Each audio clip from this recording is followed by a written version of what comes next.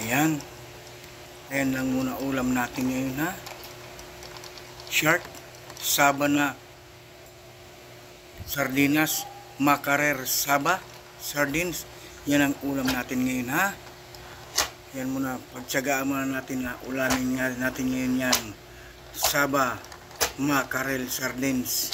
Dahil yan ang ating masarap na ulam for today. Yan ha.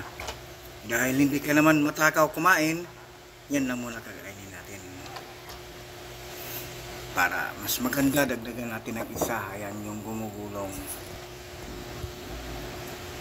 Ayan. Ayun. Ayun o. Yun, gumulong yung isa. Ayun o. Yun, gumulong-gulong. Dalawa yung uulamin namin ngayon. Pero iisa lang ang kakainin. Kasi hindi naman matakaw si Shark. Ayan o. Ayan, kakainin niya yan. Kakainin niya. Shark yan. O, hindi kasya. Malaki para sa kanyang punganga. Ayan o. Sige guys, hanggang dito na lang. At bubuksan na namin ang sardinas ni Shark. At kami ay kakain ng pananghalian. Ayan, maraming salamat. Thank you for watching. See you by the next vlog. Maraming thank you. Bye-bye.